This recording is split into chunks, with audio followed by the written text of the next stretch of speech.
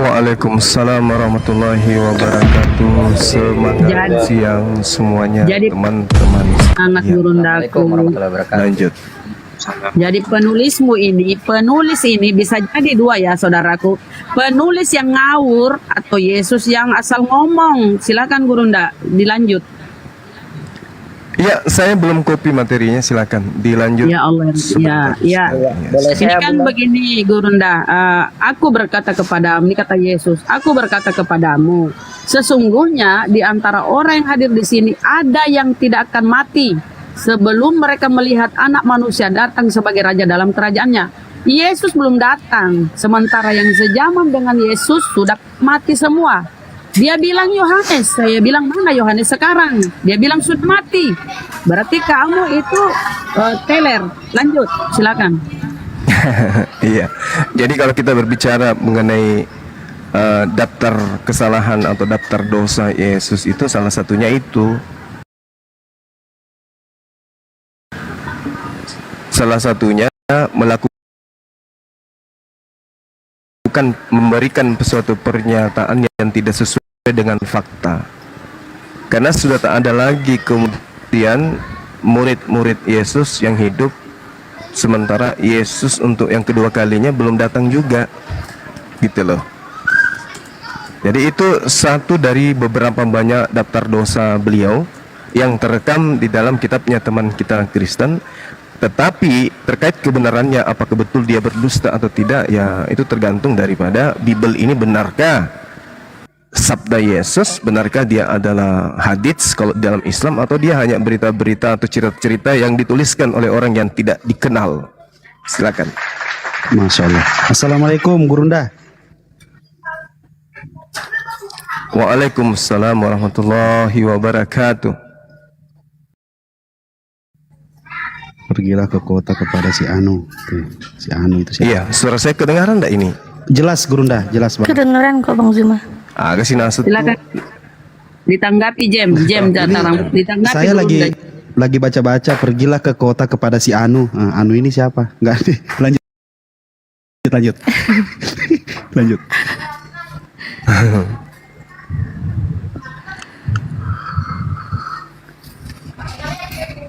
Jem ditanggapi guru. Ya, silakan Bang. Jem jangan jadi berhala dong. Apa yang ditanggapi sih? Ini saya lagi OTW ya. Bagaimana?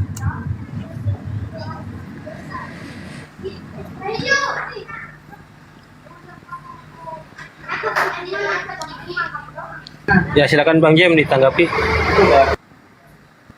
Ya, ditanyakan siapa yang ditulis di Alkitab, ya Rasul Yohanes.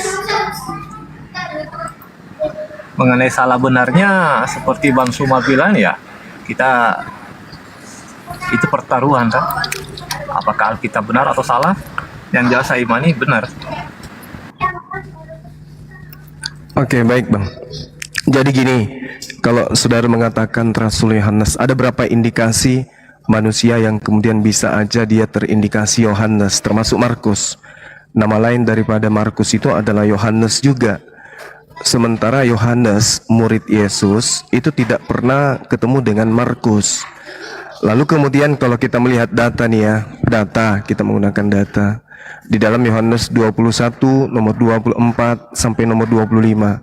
Dialah murid. Jadi penulis kitab Yohanes ini mengatakan dialah murid yang memberi kesaksian tentang semua ini dan yang telah menuliskannya, dan kita tahu bahwa kesaksiannya itu benar. Masih banyak hal-hal lain yang diperbuat oleh Yesus, tetapi kalau semuanya itu harus dituliskan satu persatu, maka agaknya dunia ini tidak akan dapat memuat semua kitab yang harus ditulis itu. Nah, di data 24-nya dikatakan dialah murid. Artinya penulisnya ini sedang menceritakan tentang murid Yesus. Kalau penulis kitab Yohanes ini murid Yesus, harusnya dia menuliskan akulah murid yang memberikan kesaksian tentang semua ini dan yang telah menuliskannya, dan kalian tahu bahwa kesaksianku itu adalah benar. Itu sekiranya penulis Yohanes itu adalah murid Yesus. Tapi karena dia bukan murid, maka dia hanya jatuh sebagai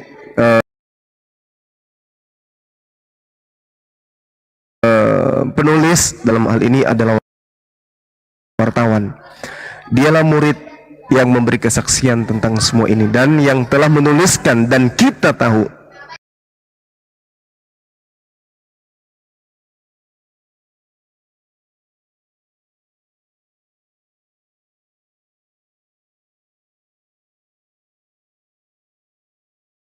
dengan Yesus alias bukan murid Yesus. Silakan.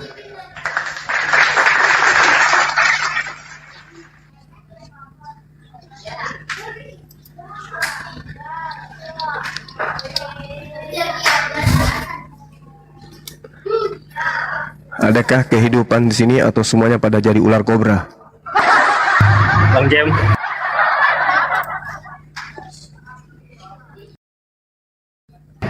Bang Jem. Iya, oke, sorry, ada saya kerjakan sedikit. Iya, benar. Oh, benar. Jadi kesaksian Rasul Yohanes itu ditulis di dalam kitab Wahyu, dan itu sudah diverifikasi, bro. Mengenai bantahan-bantahannya dari saudara-saudara Muslim, ya sah-sah saja sih. Saya tidak terlalu pernah terpengaruh dengan itu. Hanya saya tadi meluruskan jawaban dengan Bunda, siapa yang masih hidup pada saat penggenapan ya Rasul Yohanes, seperti yang tertulis di kitab Wahyu. Selebihnya itu ya silakan menafsirkan masing-masing.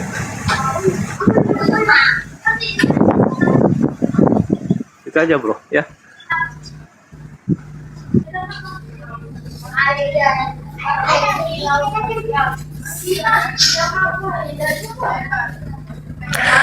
Oke, baik. Jadi terkait dengan itu pembelaan ya, pembelaan yang kemudian tidak memberikan arti apa-apa terhadap data yang kita sajikan di dalam Yohanes 21, apalagi dengan ungkapan bahwasanya penulis Yohanes itu bisa kita lihat di kitab Wahyu. Kitab Wahyu itu dituliskan berkisar tahun 90-an.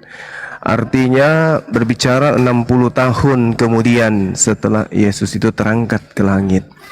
Sedangkan kalau kita melihat data yang Yesus katakan kepada pengikutnya, semua firman, segala firman telah aku berikan. Jadi tahun 30-an sampai tahun 31 Yesus sudah memberikan segala firman yang harus Yesus sampaikan kepada Yohanes muridnya. Tapi Sang Yohanes justru menuliskan segala firman itu nanti di tahun 90-an ke atas. Artinya 60 tahun lamanya si Yohanes ini menghafal semua kata-kata yang Yesus sampaikan pada saat bersama dengan Yesus. Ini adalah hal yang sangat-sangat tidak irasional. Kenapa demikian? Karena Yohanes ini dikatakan di dalam Kisah Para Rasul 13 ya, bagaimana dia kemudian diceritakan di sana bahwa dia ini adalah orang idiot. Yohanes 14 ya. Nah, di situ dia disebut sebagai orang Kisah Para Rasul 14. Dia disebut sebagai orang yang idiot. Jadi bagaimana mungkin kemudian seorang idiot menghafal setebal itu kitab Wahyu, setebal itu kitab Yohanes, lalu menuliskan nanti di tahun 90-an ke atas. Ini adalah sesuatu yang rancu, sangat-sangat rancu dan tidak rasional. Oleh karena itulah benarlah apa yang diterangkan oleh Al-Quran, wa minhum ummiyuna la ya'lamuna al-kitaba illa amaniya wa inhum illa yazunnun. Dan di antara mereka ada yang buta huruf, tidak memahami tentang kitab terdahulu kecuali hanya berangan-angan dan mereka hanya menduga-duga. Kenapa hal ini saya katakan berangan-angan, menduga-duga? Coba kita lihat di dalam Yohanes 3 nomor 13. Apa yang diterangkan oleh pengarang Yohanes? Di situ dia mengatakan tidak ada satu manusia pun yang terangkat ke langit selain daripada Yesus. Ini membabi buta orang ini menulis. Orang ini memberikan satu informasi yang ceritanya asal-asal ngomong saja. Kenapa? 2 Raja-Raja 2 nomor 11 ternyata Elia lebih duluan naik ke langit, lebih duluan naik ke surga daripada Yesus. Jadi kebohongan demi kebohongan tidak bisa dielakkan oleh karena tidak sesuai dengan fakta yang tertuang di dalam kitab yang ada, gitu loh. Tidak ada seorang pun yang naik ke surga selain daripada Yesus. Loh, kenakan. Nah, inilah bukti bahwa catatan orang yang tidak dikenal ini yang kemudian berubah menjadi karangan Yohanes, lalu kemudian berubah Injil Yohanes dan seterusnya.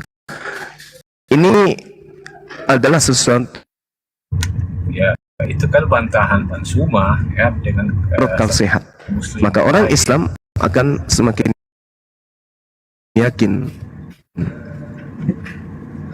Ya, itu kan bantahan Bansuma yang dengan yang Ya, lain. silakan Bang. Jangan Tapi bantah saya.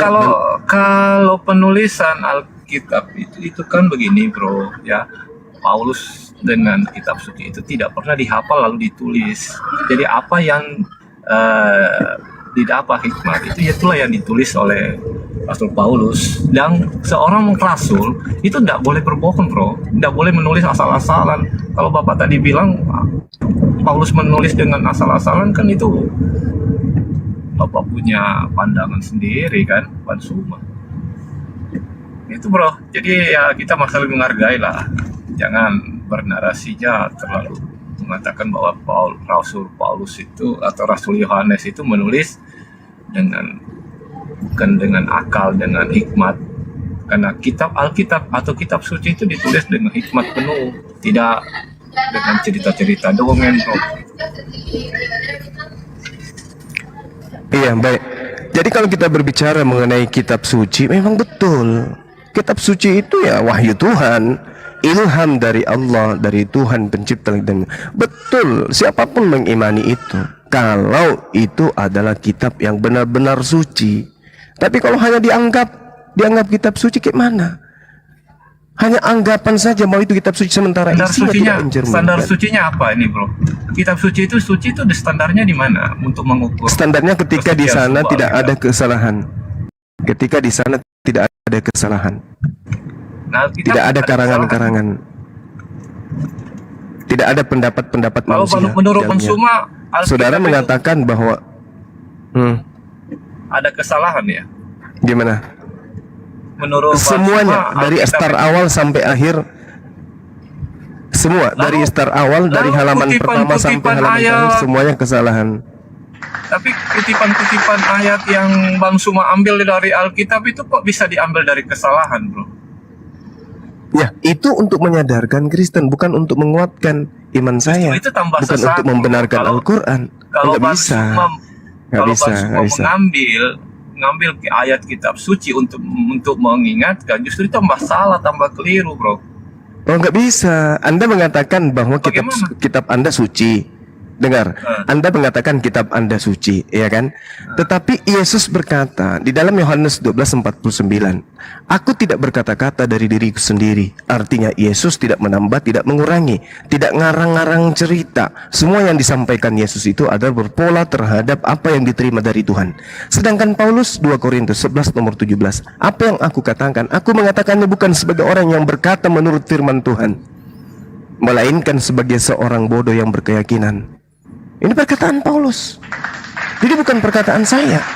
Kalau Yesusnya mengatakan aku tidak berkata-kata dari diriku sendiri, apa yang aku katakan, apa yang aku dengar, dan apa yang aku diperintahkan untuk mengatakannya. Tapi Paulus beda.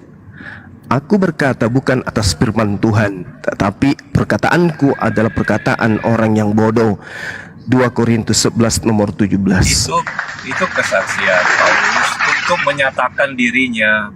Itu bukan jadi sifatnya begini, Bro. Belajar Alkitab itu kan tidak serta-merta itu ada namanya pengajaran, ada namanya didikan, teguran, hukum-hukum Tuhan, itu lengkap, Bro. Jadi jangan satu sisi mengaitkan ke sisi yang lain. Pasti akan terjadi pertentangan.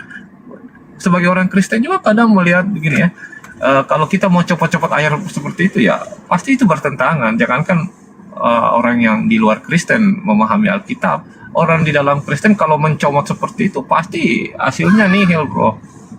Begitu. Oke, baik. Salah cara belajar Alkitab begitu. Oke. Menurut Anda saya salah, nggak apa-apa. Tidak salah. Mungkin Bapak yang menggait-gaitkan, ya mungkin hasilnya seperti itu.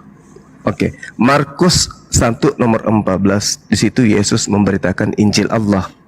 Boleh tidak saya kemudian minta kepada saudara tunjukkan Injil Allah yang Yesus beritakan itu yang mana?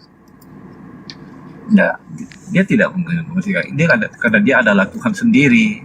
Nah itu dia, itu Ya, alasan sendiri. klasik Kristen. Iya. Itu Gimana alasan Allah klasik Kristen. memberitakan firman Allah sendiri? Justru mengatakan sendiri bahwa dia adalah Allah itu. Dia tidak tertulis secara tekstual. Aku tidak berkata-kata dari diriku sendiri. Bapak nggak bisa terima itu kan? Tapi itu fakta. Bisa. Yesus mengaku gitu di dalam kitab saudara. Hah?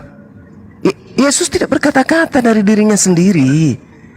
Bagaimana ada sosok Tuhan seperti ini adanya? Dia bukan Tuhan karena dia tidak bisa berkehendak atas dirinya. Apa Tuhan apaan yang kayak gini, Bang? Jadi Anda boleh mengedepankan dogma daripada logika Anda. Tetapi kami orang Islam menjadi saksi atas kehancuran logika yang muncul di tengah-tengah umat manusia ketika orang Kristen mencoba bernarasi membenarkan buku ini. Yohanes 1:43. Pada keesokan harinya Yesus memutuskan untuk berangkat ke Galilea. Ia bertemu dengan Filipus dan berkata kepadanya, "Ikutilah aku." Yesus memberitakan Injil Yesus. Filipus memberitakan Injil Yesus. Jadi ada sinkronisasi cerita. Yesus memanggil Filipus. Yesus sebelum memanggil Filipus terlebih dahulu, Yesus memberitakan Injil Allah. Setelah Yesus memberitakan Injil Allah, Filipus ikut dengan Yesus. Sama-sama memberitakan Injil Allah. Di dalam Kisah Para Rasul 8, Filipus memberitakan Injil Yesus. Permasalahannya kemudian adalah kenapa karangan yang ada di Pulau Patmos Anda jadikan sebagai kitab, sementara Injil Filipus Anda tolak, sedangkan yang dipanggil jelas-jelas adalah Filipus untuk memberitakan Injil Yesus. Baca kitab saudara, Kisah Para Rasul 8. Filipus kedatangan malaikat, Filipus memberitakan Injil Yesus. Mana Injil Yesus? Mana Injil Allah? Ada? Tidak ada. Ya, muncul hanya karangan di tahun 90 yang Anda sebut sebagai kitab Wahyu. Nah, mana pernyataan Yesus, segala firman yang Engkau berikan telah kusampaikan kepada mereka, aku tidak berkata-kata. Ya, silakan. Injil itu kan kabar baik. Silakan. Bro, ya. Nah, apa yang Ya, itu kita yang ditulis oleh kabar Paulus.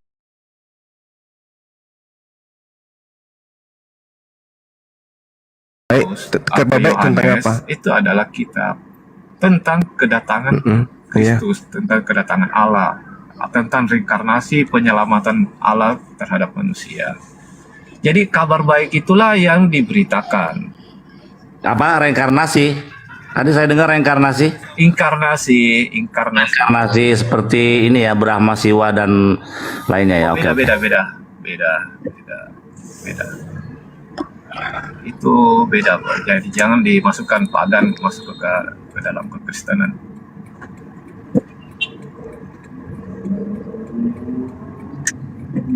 Sama lah itu Bang, kok dibilang beda Bang? Itu kayak Dewa Krishna Bang. Beda. Loh, bedanya di mana Bang? Beda, bro. Kita jangan buka tema baru. Ganti kemarin. jadi kita kembali ya. Sekali lagi saya katakan kepada saudara. Pegang kata inkarnasi Akizuma. Iya, itu dia. Betul. Jadi kalau Anda mengatakan kabar gembira tentang apa?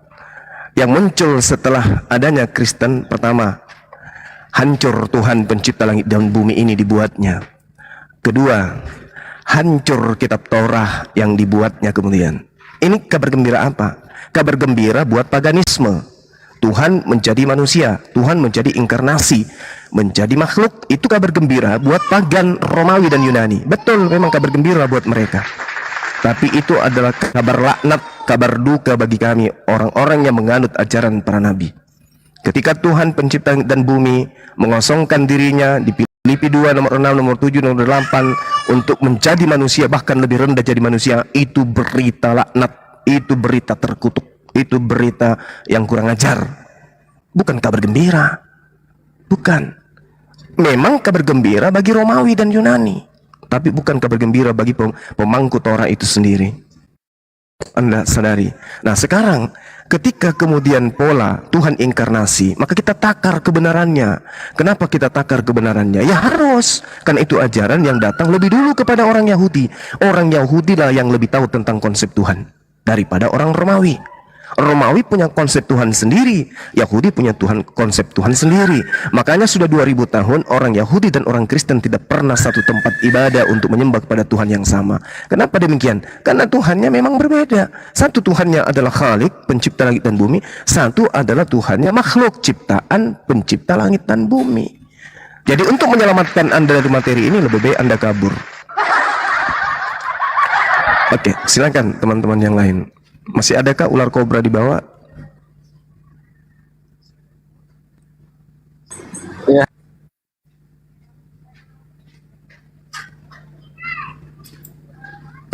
Iya, kabur.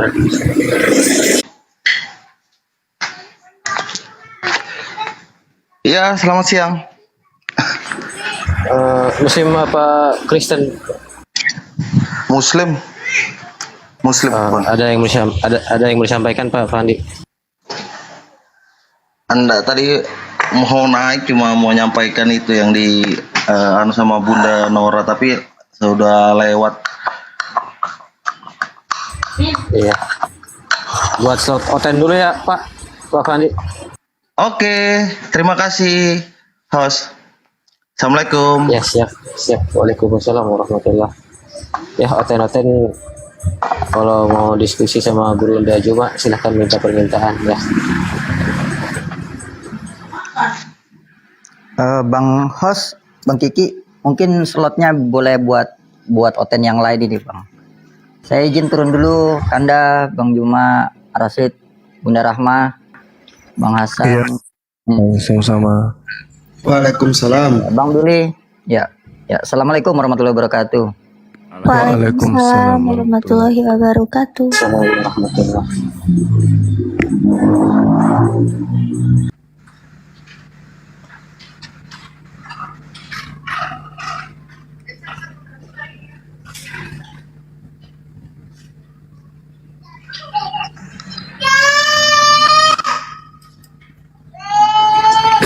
Ya, selamat siang Bang Umar. Ya, assalamualaikum warahmatullahi wabarakatuh. Waalaikumsalam warahmatullahi wabarakatuh. Saya Muslim Bang. Ya Pak, silakan ada yang mau disampaikan Pak. Assalamualaikum. Assalamualaikum, Maki Zuma. Waalaikumsalam Waalaikumsalam. Saya Sabil Aceh Zuma, masih ingat? Iya, ingat. Iya, saya gini Bang Zuma ya, saya udah tantang Effendi itu untuk bertemu dia di Jakarta. Jadi saya nggak pernah ke Jakarta. Bisa dibantu saya agar bisa ke Jakarta untuk membuktikan dia minum racun itu. Sesuai Markus. Ya betul. Aku mau ke Jakarta ini Aki. Mau ke Jakarta, mau buktikan 4 hal itu. Karena saya tidak yakin si Effendi ini percaya Yesus sebagai Tuhan gitu. Nggak yakin saya.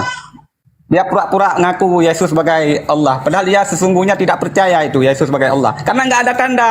Nggak ada 4 tanda bagi dia. Kalau memang dia betul-betul percaya kepada Yesus sebagai Allah, tentu dia bisa membuktikan tanda-tanda itu. Yaitu minum racun, ya kan? Pegang ular, menyembuhkan orang sakit. Nanti kita sediakan juga orang Host, sakit yang... biar 01 saya turun ya, naikin oten biar Gurunda ada ini.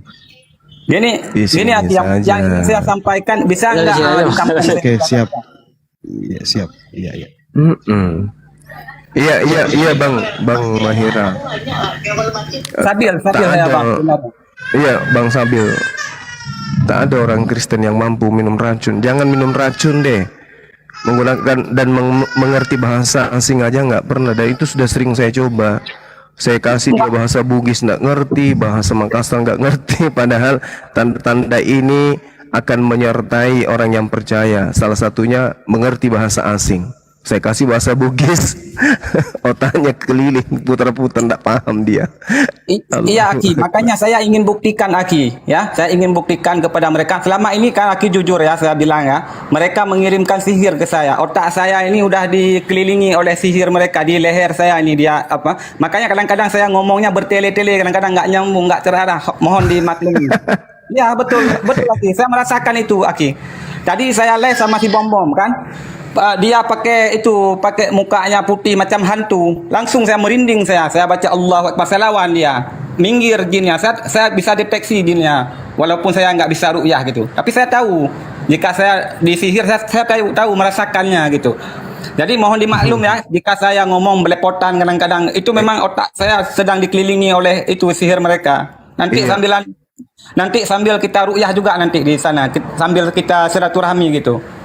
Iya. Boleh Kalau nggak aku ke Jakarta bertemu dengan Aki Juma, dengan saudara-saudara saya yang ada di Jakarta? Iya, kalau mau adu seperti itu cocoknya dengan Luga Tembunan.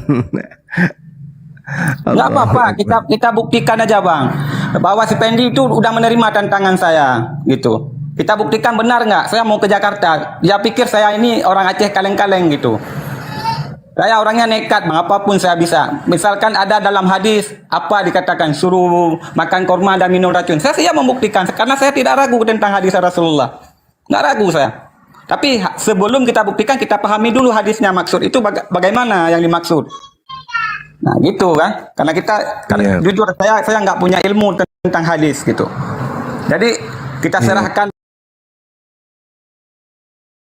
pengertian hadis tersebut kepada para yang ahli mengenai hadis itu. Bagaimana pengertian? Kan ada hadis yang apa makan 7 kurma lalu minum racun nggak mati. Ada itu hadisnya. Oke. Halo? Siap. Ada enggak iya Bang, kita izinkan Oten ke atas Bang. Biar kita diskusi langsung dengan mereka. Ya. Ya. Siap. Saya juga turun Bang. Ya silakan Bang Umar, ada yang bisa sampaikan Bang Umar? Enggak ada sih Bang. Cuma nyampein salam aja buat Bang Sum. Bangnya tetangga Bang. Iya sama-sama rumah kasar. Makasih. Iya Bang Umar Khalid, Masya Allah. Iya Bang. Salam kenal juga ya. Iya Bang. Makasih Bang. Assalamualaikum warahmatullahi wabarakatuh. Waalaikumsalam warahmatullahi wabarakatuh. Aki itu mah tolong follow aku ya. Nanti aku kirim nomor HP abang ya ke apa itu. Siap. Ya. Biar kita nanti telepon aja, lewat teleponan aja kita bicara selanjutnya apa kita bicarakan nanti masalah ini. Iya. Lampe masalah berani kali. Selamat siang. Warahmatullahi wabarakatuh. Al-Mahfiro Bang Juba. Waalaikumsalam warahmatullahi wabarakatuh. Iya, makasih banyak Bang. Boleh prolog sebentar aja Bang, 1 menit atau 2 menit Bang. Tetap semangat Bang Juma, meski banyak hinaan, cercaan, makian, tetap semangat menciarkan agama tauhid ini. Mudah-mudahan kami yang di bawah ini tetap mensupport, tetap berdoa supaya Abang tetap sehat walafiat, tetap bisa menyampaikan kebenaran. Amin. Naimin juga Marse. Tok masalah ada ini loh. Terima kasih semuanya. Terima kasih banyak Bang Juma. Sama-sama Bang. Masalah ada sih. Iya, sama-sama Bang, sama-sama. Oke Abang, makasih ya. Saya turun ya Bang. Makasih banyak, sehat terus ya Bang. Assalamualaikum warahmatullahi wabarakatuh. Waalaikumsalam warahmatullahi wabarakatuh.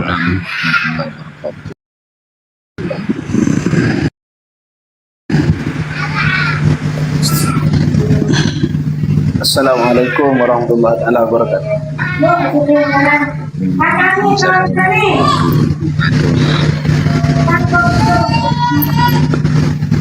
Alhamdulillah pada siang hari ini saya bisa bersilaturahim sama Bang Juma terutama. Iya, sama-sama Bang. Saya ungkap dulu ya biar sampean mengenal wajah saya ya. Saya Jawa Timur Bang. Siap. Jawa Timur, asli saya Madura. Oke. Oke. Wah, mirip Rasid, masya Allah. Bang Zuma, sesama pujuk. semoga Allah memberkahi apa yang sampean lakukan selama ini. Amin. Saya selalu berdoa Bang Zuma, doa teman yang lain. Ada juga Bang Nandar di sebelah sana itu selalu seperti Bang Zuma langkahnya. Ya mudah-mudahan diberkati diridhoi Allah. Amin. Dan kita semua umat Islam yang punya pekerjaan seperti Bang Zuma, mari kita ngaca kepada Rasulullah. Jangan pernah lelah, jangan pernah menyerah. Selagi kita dicaci maki, apalagi diapain sama orang-orang oten misalnya, jangan pernah menyerah. Kita ngaca kepada Rasulullah meskipun dia dihina, diapain, gak pernah mundur dia. Lanjutkan dakwah kita lewat ini. Karena dakwah ini gak seharusnya kita berhadapan dengan orang. Bang. Sekarang ada medsos, ada TikTok sekarang. Yang untuk Bang Zuma ini lewat TikTok. Iya. Lewat TikTok, lewat medsos. Saya tetap mendukung kerja Kanjal sampean. Semuanya teman-teman yang selalu naik-naik di room sampean, saya kasih support. Saya baru ini bisa naik, Bang. Baru ini bisa naik. Makasih. Bismillah, semoga Allah melindungi sampean, semua keluarga diberi kesehatan. Amin. Ya Allah. Oke, saya turun. Mudah-mudahan ada oten yang mau naik, kita diskusi. Sampai turunkan saya mau turun. Siap Pak Zaid. Alhamdulillah. Terima kasih Pak Zaid. Kesempatan. Terima kasih. Wassalamualaikum warahmatullahi taala wabarakatuh. Waalaikumsalam warahmatullahi Waalaikumsalam.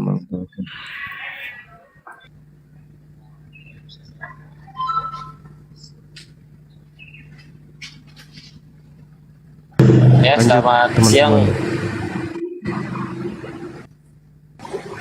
DR Swita.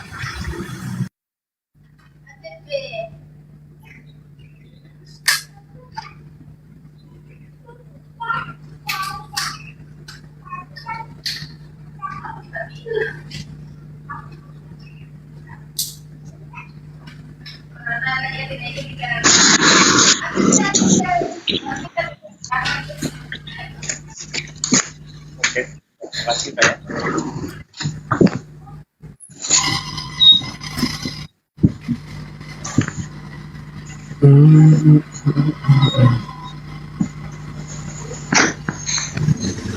Iya, sudah nggak ada lagi. Nggak ada. 727 mengantuk saya. Ya, lanjut.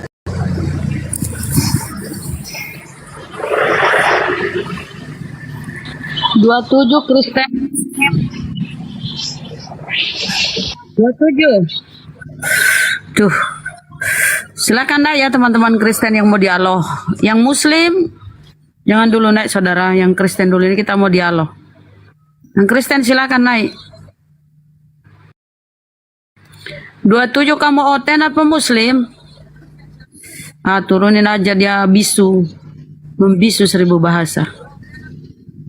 Turunin aja host, dia membisu. Gak ada lain kah?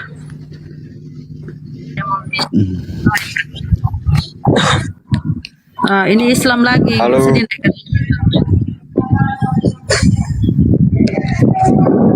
Ya, halo semuanya. Ya, silakan Bang. Halo juga. Apa kabar siang ini Bang? Sehat? Waalaikumsalam. Waalaikumsalam warahmatullahi wabarakatuh.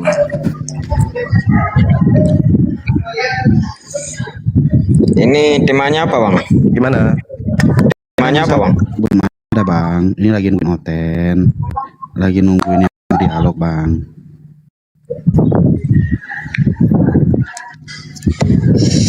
Oten sudah mulai punah.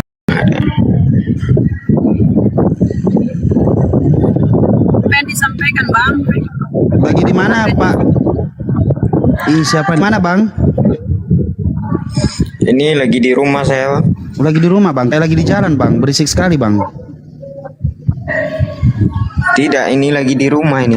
Oh iya, kayak ada suara angin Bang. Udah kencang sekali. Ya, hujan. Mati nih. Hujan.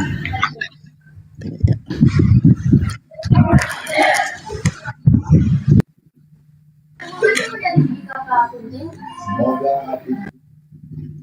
Ayo yang mau naik silakan naik. Assalamualaikum Bang Zuma. Waalaikumsalam warahmatullahi wabarakatuh. Saya boleh bertanya Bang? Kristen apa Islam bang? Islam Bang. Apa yang boleh ditanyakan bang? Ini mengenai tentang foto dalam rumah. Apakah bisa dipajang foto dalam rumah Bang? Foto dalam rumah. Ini Ya, ini. di dalam rumah bisa pajang foto. Ya, bisa aja sih. Meskipun sebagian ulama juga tidak membolehkan. Ya, saya sempat mendengar itu kata ulama tidak bisa dibolehkan kalau memajang Iya. foto. Malaikat katanya tidak mau masuk. Tak benar itu? Fotonya apa dulu? Kalau fotonya Maria Ozawa nggak boleh bang. Tetap keluarga Bang. Kalau di Islam itu ndak sekaku-kaku itu amat. Kalau dia gambarnya itu memiliki kemudian unsur pornografi mengarah kepada kesyirikan, itu yang tidak boleh. Tapi kalau foto sendiri yang lagi pakai surban pegang Quran boleh. Yang nggak boleh itu patung gitu loh bang. Terima kasih banyak ya Kalau Bang ya. foto Bang Suma dipajang di rumah ya bisa aja lah. Iya. Kalau Siap 86,3 geser sedikit komandan. nanti saya pajang Bang karena saya fans Bang Zuma. Ya gimana? Iya. Jangan juga orang cuma bercanda. Iya. Ya. Lanjut. Assalamualaikum. Waalaikumsalam warahmatullahi wabarakatuh. Waalaikumsalam warahmatullahi wabarakatuh. Ya, selamat siang, Sing. Masya Allah. Iya, assalamualaikum. Waalaikumsalam. Abang host, udah naikin. Cuma mau nyapa ini sama fans sama Bang Juma, saya ngefans sama Bang Juma. Masya Allah, terima kasih banyak sudah ngefans sama. Iya, Abang Rashid, Bunda Rahma, Abang Hasan, Kakak Nata, semua yang di Komal sehat-sehat terus. Amin. Khususnya sama Bang Juma. Ya. Ada lagi Bang Sing? Udah Bang. Kalau ada ekspresi yang ingin diwujudkan silakan. Ekspresi apa Bang? Saya cuma ngefans ini sama Bang Juma.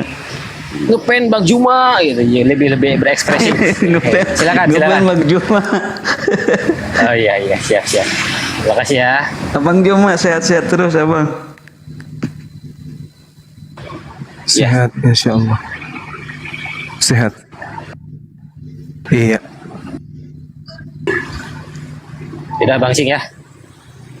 Iya Bang, makasih. Assalamualaikum. Waalaikumsalam warahmatullahi Tuh adindaku. Waalaikumsalam. Udah. Dan semuanya di sini. Bisa-bisa. Mualaf yang cerdas. Ya, selamat siang Bang Doni. Berapa tahun mualaf ya? 2 tahun ya? Udah jalan 2 tahun Bang.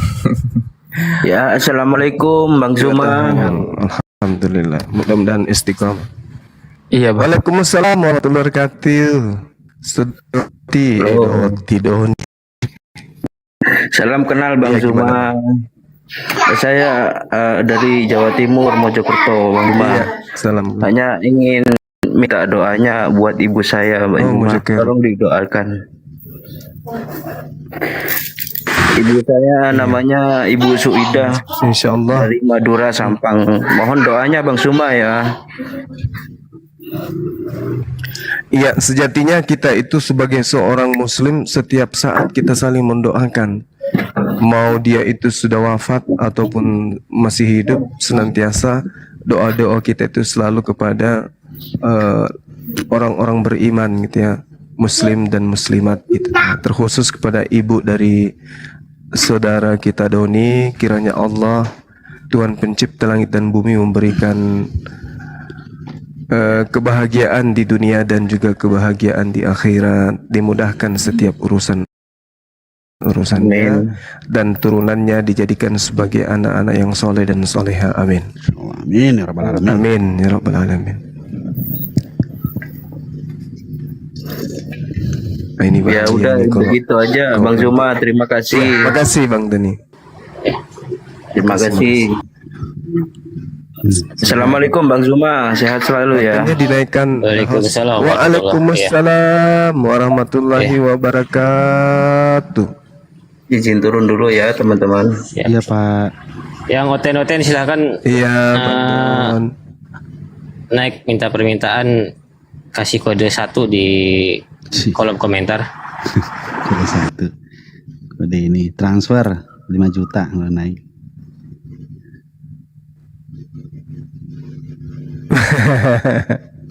Gak masalahnya kalau naik kita kayak jadi kayak jadi berhala di atas. Iya.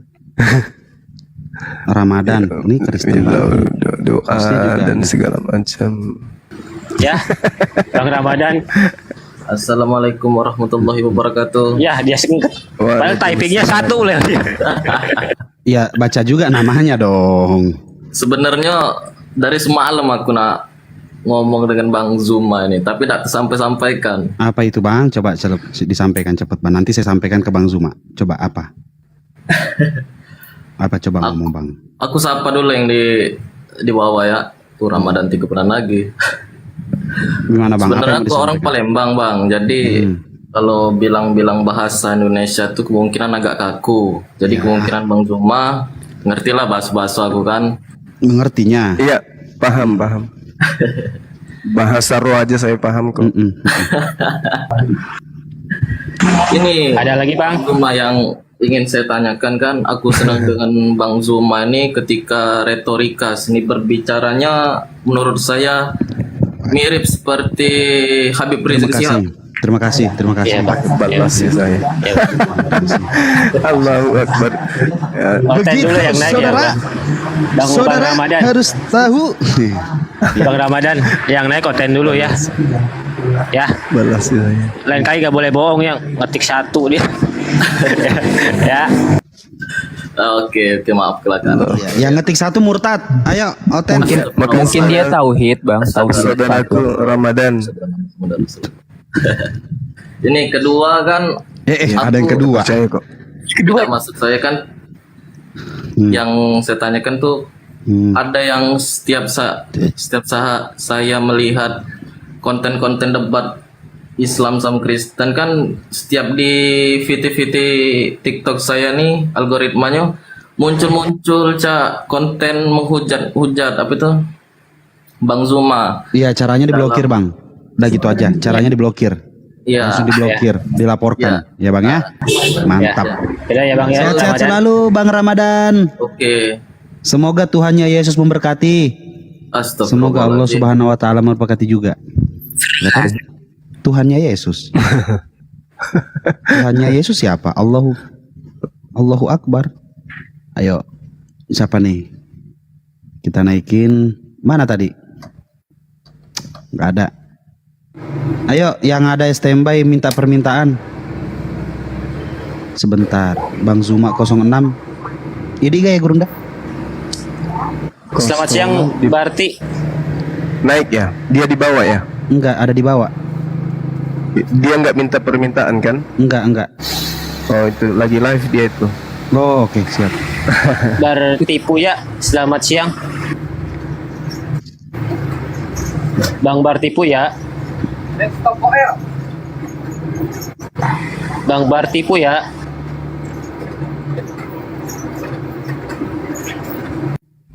Ngomong dong, ngomong. Dikasih mulut itu untuk mendengar. Untuk ngomong.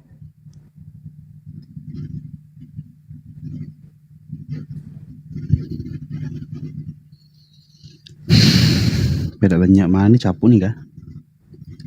3 main loh. Ya, oten-oten yang mau diskusi bersama Gurunda kita. Bang Juma, silahkan naik minta permintaan ya. Ini ada dua, belum ada Bang Juma, ada nama Muslim semua ini yang ngantri.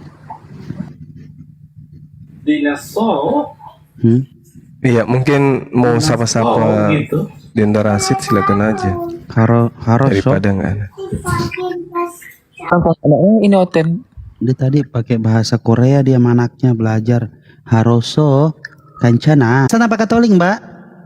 Protestan. Protestan. Silakan. Iya. Ada yang mau ditanggapi? Silakan. Waktu dan tempat.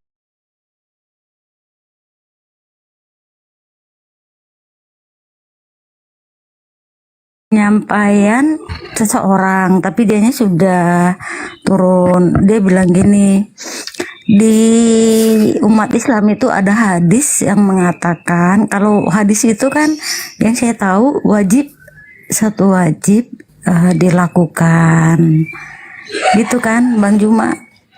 Nah tadi dia bilang begini, kalau setelah makan kurma 7 biji Itu sunnah. Iya. Oh sunnah, berarti apa itu Bang? Tadi dia bilang hadis itu. Ya udah, forget it. Setelah Kalau dilakukan makan dapat pahala. Kalau enggak, tadi dia bilang gini tidak Bang, berdosa. apa semuanya mendengar dengan baik-baik, tapi aku mendengar begitu. Setelah memakan 7 biji buah kurma, kemudian minum racun, nggak masalah. Bener, ada begitu. Mungkin dia mau coba kali ya. Makanya tadi saya katakan kepada beliau. Bang Juma, maaf ya kalau aku ketawa kayak gini, sorry ya. Sekarang saya berpikir seperti ini. Jika benar demikian, saya malah justru berpikir gini loh Bang. Mungkin saja itu bisa ketika sudah berdoa, tapi jangan mencobai Tuhan Allah, begitu kan? Iya kan, beda lagi ketika seseorang minum racun tanpa diketahui, ya itu hidup. Itu yang pertama. Yang kedua, Yesus berkata, maaf nih ya kalau saya menyampaikan seperti ini ya.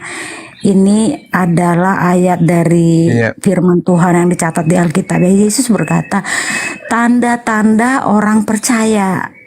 Ya, dia bisa menghidupkan orang mati, menyembuhkan orang sakit, menginjak ular bludak dan kalajengking.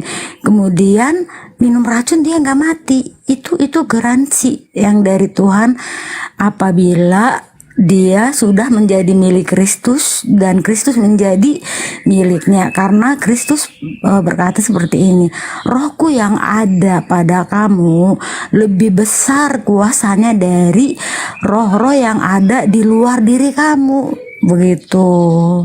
Tapi kalau kita ingin mencobai Tuhan, kata Tuhan minum racun nggak mati, terus kita minum racun, ya matilah. Karena kita sengaja, unsur sengaja begitu. Tetapi kalau itu tidak disengaja, atau mungkin saja ketika ada suatu pressing, tekanan seperti Daniel di gua singa, itu sengaja, itu perintah dari Raja Darius, ya kan? Sampai Sadra Mesa Abednego di perapian, itu sengaja ada unsur dari pemerintah setempat. Tetapi karena mereka beriman, keempat orang itu ya selamat. Tetapi seperti Yesus iblis yang mengatakan kepada Yesus setelah berpuasa, kalau kau anak Tuhan, jatuhkanlah dirimu dari bubungan yang tinggi itu, nanti Bapakmu akan suruh malaikat-malaikat menopang, ya kan? Dan itu yang terakhir atas ajuan dari iblis. Yesus katakan, nyahlah engkau iblis. Tetapi waktu pertama juga dikatakan, kau anak Allah, rubahlah batu itu jadi roti. Yesus menjawab, manusia tidak makan hanya dari roti saja, begitu kan. Terus ada lagi godaan dari iblis itu kan, sembahlah aku, katanya hanya Tuhan saja yang layak disembah, begitu. Oh itu yang ketiga yang sembahlah aku. Terus yang kedua, Yesus berkata, jangan engkau mencobai Tuhan Allahmu. Disuruh Yesus jatuhin dirinya.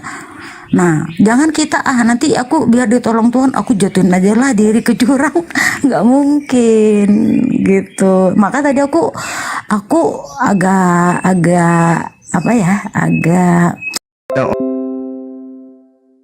orang yang mendapatkan kemudian keadaan di mana doanya diijabah, hanya dengan menggunakan tangan saja orang itu bisa sembuh. Kenapa? Karena dia mendapat kemudian yang disebut karamah atau mukjizat. Tetapi hal ini tidak berlaku kepada setiap manusia. Nah, hikmah di balik itu semua, ternyata memang kurma ini sangat bermanfaat. Apa yang ada di dalam kandungannya, nilai nutrisi dari kurma dan seterusnya, itu memang sangat dibutuhkan oleh tubuh manusia. Ya, banyak hal yang kemudian bisa menjadi hal yang didapatkan oleh tubuh manusia dengan memanfaatkan buah kurma. Jadi hal ini saya rasa bukan permasalahan, hanya saja ketika dipahami hadis ini tidak sesuai dengan yang seharusnya, itu biasa jatuh kepada kekeliruan. Nah, kembali kepada Markus 16 tentang yang saudari saya bawa tadi. Yesus sendiri yang berkata, pergilah ke seluruh dunia, beritakanlah gospel kepada seluruh makhluk. Siapa yang percaya dan dibaptis akan diselamatkan, tetapi siapa akan dihukum. Jadi ada perintah. Tanda-tanda ini akan menyertai. Jadi di sini bukan menguji, tidak. Di sini satu hal kontradiktif, di mana ketika orang percaya kepada pemberitaan Bible, maka tanda-tanda ini secara spontan, secara natural akan menyertai orang tersebut. Secara natural, jadi bukan dibuat-buat. Pertama, mereka akan mengusir setan-setan demi namaku, kata Yesus. Mereka akan berbicara dalam bahasa yang baru. Artinya bahasa, kalau misalnya ada orang datang penginjilan, saya pakai bahasa Bugis ke mereka, harus dia mengerti. Meskipun dia orang Jawa, meskipun dia orang Barat. Makanya saya pernah menantang ya di Sopiatul, dia mendatangkan orang Arab, bahkan dia ingin mendatangkan bule. Saya katakan saya tidak perlu belajar bahasa Inggris dan saya tidak perlu memahami terlalu mendetail bahasa Arab. Kenapa? Anda yang harus mengikuti bahasa saya. Saya menggunakan bahasa daerah Bugis aja. Kenapa? Di dalam kitab saudara, kalau Anda orang percaya, maka Anda mengerti bahasa asing. Itu data. Tanda-tanda ini akan menyertai orang yang percaya. Mereka akan berbicara dalam bahasa asing, bahasa baru, bahasa yang asing baru di telinga mereka. Mereka akan memegang ular, dan sekalipun meminum racun maut, mereka tidak akan mendapatkan celaka. Mereka akan meletakkan tangannya di atas orang sakit dan orang itu akan sembuh. Jadi bukan masalah uji menguji, tidak. Ini adalah tanda-tanda mutlak menjadi syarat yang harus dimiliki orang Kristen untuk mendeteksi orang ini percaya atau tidak. Kenapa demikian? Dengarkan kalimat saya terakhir ini. Kenapa demikian? Karena sejatinya orang Kristen itu kalau ditanya, apakah Yesus manusia? Manusia. Apakah Yesus itu Tuhan? Tuhan. Apakah Tuhan itu manusia? Bukan manusia. Apakah Yesus Tuhan? Tuhan. Apakah Yesus manusia? Manusia. Apakah pencipta langit dan bumi ini manusia? Bukan manusia. Apakah Yesus Tuhan? Tuhan. Apakah Tuhan pencipta langit dan bumi? Ya, pencipta langit dan bumi adalah Tuhan. Apakah Yesus Tuhan? Yes, Tuhan adalah Yesus. Apakah Yesus manusia? Ya, manusia. Apakah manusia pencipta langit dan bumi? Bukan. Yang menciptakan adalah Tuhan. Apakah Yesus manusia? Ya, Yesus manusia. Apakah Yesus Tuhan? Tuhan. Ya. Apakah Yesus yang menciptakan langit dan bumi? Bukan, karena dia manusia. Apakah Yesus? Itulah kebingungan jatuh pada kondisi keraguan. Makanya mereka tidak memiliki tanda-tanda tersebut. Dipahami itu ya? Jadi jangan mengambil kemudian jurus maut, jurus ambil selimut, atau jurus ambil sendal langkah 1000. Jangan. Orang Kristen wajib hukumnya memiliki tanda-tanda ini kalau mereka memang orang percaya. Kata siapa? Kata Bible. Tetapi faktanya hari ini orang Kristen tidak percaya kepada Yesus. Tidak percaya sepenuhnya. Ragu mereka itu, ragu. Makanya pendeta nggak berani berdialog dengan Bang Suma. Kenapa? Karena sejatinya pendeta itu sebenarnya orientasinya bukan kebenaran, orientasinya adalah jemaat. Dicamkan itu, Mbak. Anda ragu terhadap ketuhanan Yesus itu, makanya Anda tidak memiliki tanda-tanda ini. Itu poinnya. Silakan.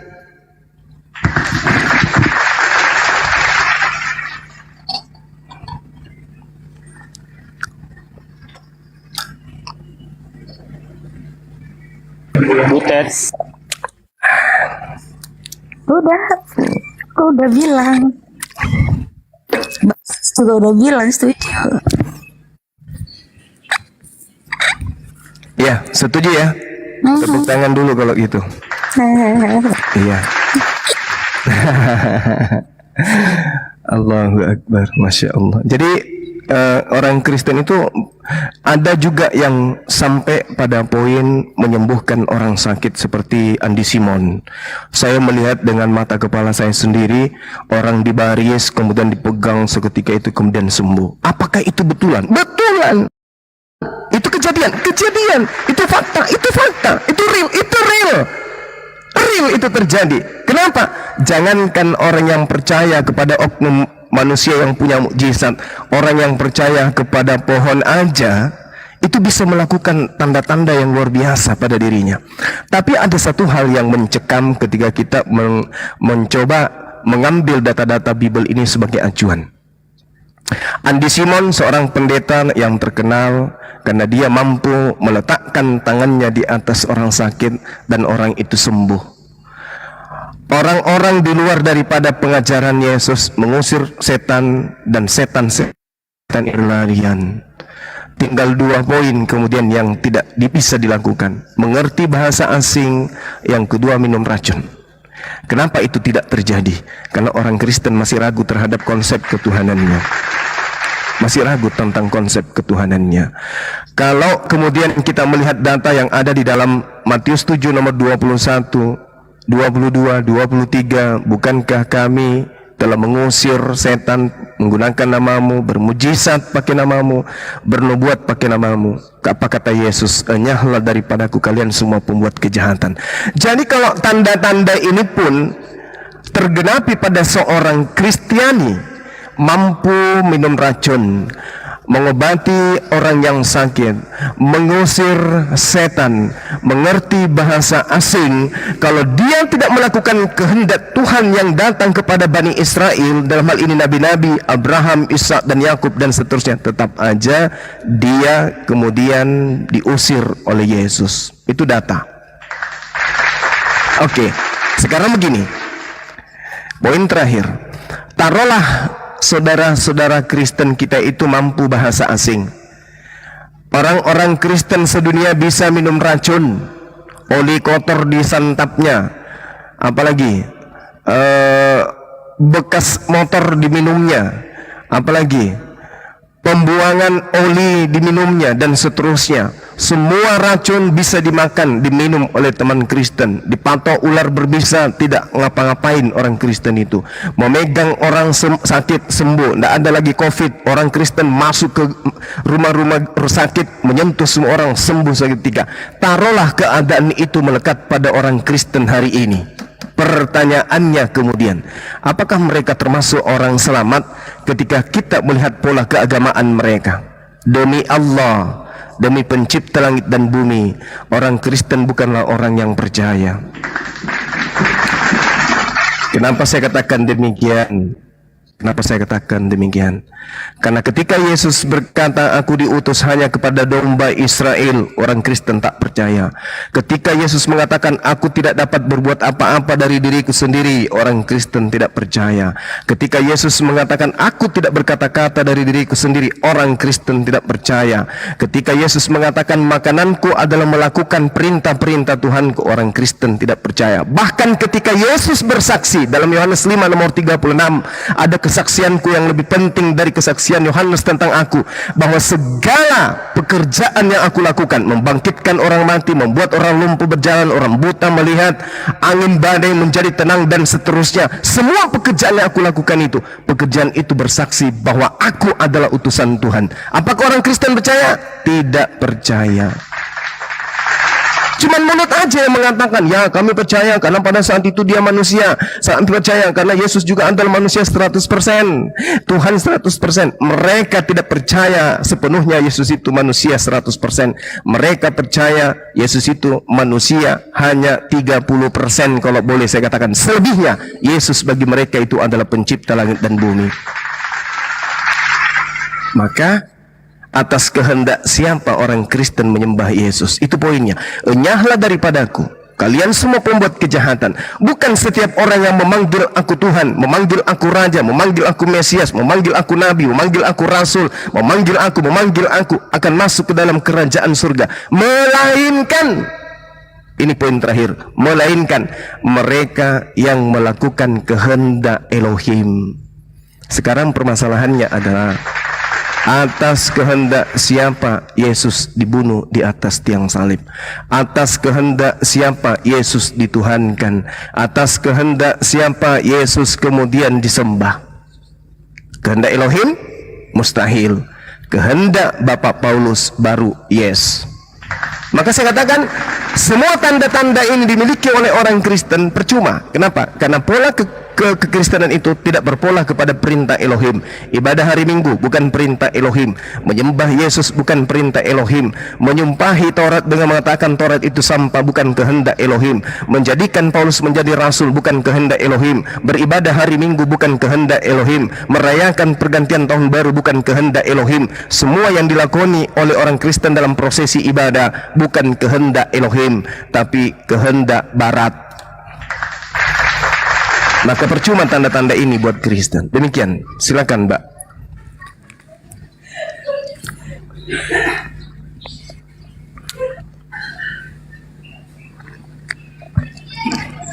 Host, dibuatkan kopi buat saudari kita Ted. Aduh, Bang Juma panjang lebar ngejelasin, tapi menurut saya ya Bang Juma ya, masalah hari ibadah memang tidak ditentukan, kemudian mau pergi beribadah tidak ditentukan, begitu ya. Tidak, Yesus tidak bilang harus beribadah di satu tempat, begitu ya. Kemudian tentang hari Natal, Yesus tidak bilang kecuali perjamuan kudus ketika menyambut Paskah, begitu ya. Tapi itu tidak menjadi yang paling esensi atau yang paling mendasar, tetapi yang menjadi pondasi kita itu kita hidup meneladani cara hidup Yesus dan pengajarannya, begitu. Kalau saya ya, dan saya pikir orang Kristen yang lain pun akan mengikuti pengajaran-pengajaran Yesus, begitu. Betul, apa yang Bang Juma sampaikan itu betul sekali, begitu. Kita jangan fokus pada ibadah yang tidak ditentukan lalu kita beribadah di hari Minggu, bahkan ada yang di hari Jumat Bang, di hari Sabtu Bang, ada yang ibadah. Saya pernah ngalamin ibadah hari Jumat di Kopassus di Serang ini, Tiberias, pernah saya alami itu. Dan saya gereja di HKBP juga gitu ya, dan saya pernah di karismatik juga Bang Juma, tapi saya tidak melihat itu Bang, tetapi yang menjadi dasar atau pondasi iman saya itu dan kekuatan dan hikmat saya itu adalah firman Tuhan. Kekuatan kita yaitu menerima Yesus, ya, menerima Yesus, begitu, dan mengikuti semua pengajarannya dan melakukan dan menghindari segala larangan-larangannya. Baik, kalau saya berpikir hukum Taurat ke-10, hukum Taurat itu pun bukan berarti kita mengabaikan, ya. Kita tidak mengabaikan itu, tetapi dengan kita dengan kita menjadikan Yesus itu menjadi pattern atau pola atau menjadi lifestyle-nya Yesus, lifestyle-nya kita juga, kita sudah bebas dari berbagai macam sanksi-sanksi hukum, begitu, baik hukum di bumi ataupun hukum di akhirat, begitu Bang Juma. Silakan Bang. Oke, baik. Ada satu untayan kalimat yang menarik ya dari saudari saya ini, Mbak Ted, yang mengatakan menerima Yesus. Jadi dua kata ini kemudian kalau akan akal, meninggalkan keegoan di dalam beragama, berkeyakinan, tapi kita pakai standar akal sebagaimana pesan Yesus, kasihilah Tuhan Elohim dengan akal budi. Maka ketika ada pernyataan menerima Yesus, harusnya kita mengakui bahwa Yesus menyatakan dirinya diutus hanya kepada domba yang sesat dari Bani Israel. Itu pengakuan Yesus. Kenapa nggak diterima itu? Tetapi malah diterima pengakuan Paulusnya yang mengatakan Yesus selain untuk orang selain untuk orang Yahudi, Yesus juga untuk orang Roma. Kenapa itu yang diterima? Kenapa nggak percaya Yesusnya saja? Ketika Yesus kemudian mengatakan dirinya diutus untuk mengajarkan hukum Taurat kepada Bani Israel yang sesat, ya, yang sesat, bukan untuk semua Bani Israel, tapi yang sesat dari Bani Israel, kenapa nggak diimani itu selayaknya kami umat Islam? Kami umat Islam beriman akan datangnya orang benar, orang soleh yang kami sebut Nabi kepada Bani Israel, yang mengajarkan Bani Israel kembali kepada hukum Tuhan, yang pernah datang kepada Bani Israel, yang pernah datang melalui Nabi Musa alaihissalam dan nabi-nabi yang ada di tengah-tengah mereka. Kenapa nggak ke sana? Kenapa harus menyeleweng kemudian ke ajaran Paulus yang mengatakan bahwa Yesus itu untuk Yunani juga? Padahal Yesus sendiri mengaku hanya untuk Bani Israel. Kenapa harus berpindah ke Yunani? Siapa yang menambahkan pengajaran tersebut? Itu yang pertama. Kemudian yang kedua, ketika kita melihat data di dalam Matius 15 nomor 7 dan seterusnya, hai orang-orang munafik, ada panggilan kemudian dari Yesus. Hai orang-orang munafik, benarlah nubuat Yesaya tentang kamu. Bangsa ini memuliakan aku dengan bibirnya, padahal hatinya jauh daripada aku. Percuma mereka beribadah, percuma mereka menghormat, percuma mereka tunduk kepada aku, sedangkan ajaran yang mereka ajarkan adalah perintah manusia. Nah, ini kenanya kepada siapa? Teman-teman kita ibadah hari Minggu, itu perintah siapa? Perintah siapa itu? Makan babi itu perintah siapa? Menghalalkan segala yang diharamkan terkait dengan makanan itu perintah siapa? Efesus 2 nomor 15, dengan matinya Yesus di atas tiang salib, Yesus telah membatalkan hukum Taurat beserta semua perintah yang ada di dalamnya. Itu perintah siapa? Itu perintah manusia. Kalau saja orang Kristen ini menerima Yesus, artinya menerima ajarannya. Dan kalau orang Kristen menerima ajaran Yesus, maka yang muncul kemudian bukan Kristen, tapi yang muncul adalah praktisi Torah. Kenapa praktisi Torah, Mbak Ted? Karena Yesus sendiri di dalam Galatia 4 nomor 4 diberitakan oleh Paulus bahwa Yesus tunduk takluk sampai mati di dalam hukum Taurat. Nah, sementara Yesus mengatakan di dalam Yohanes 14, Yohanes 12, di situ rangkaiannya adalah barang siapa yang percaya kepadaku, kata Yesus, maka dia juga akan melakukan pekerjaan-pekerjaan yang aku lakukan. Kalau Yesus praktisi Torah, dia penganut Torah, dia pelaku Taurat, maka sejatinya pengikutnya yang percaya kepadanya juga adalah pelaku Torah. Di dalam Yohanes 10 nomor 27 apa yang dikatakan oleh Yesus? Aku mengenal pengikutku, pengikutku mengenal aku, mereka mendengarkan aku dan mengikuti aku. Kalau aku sunat, pengikutku harus ikut. Dia sunat. Kalau aku sabat, pengikutku harus ikut sabat. Nah, itu dia. Nah, makanya saya katakan bahwa meskipun orang Kristen memiliki tanda-tanda yang tadi dalam Markus 16, itu percuma saja, tetap aja diusir. Kenapa? Karena Kristen adalah sebuah agama, sebuah sekte yang tidak melakukan kehendak Elohim. Demikian.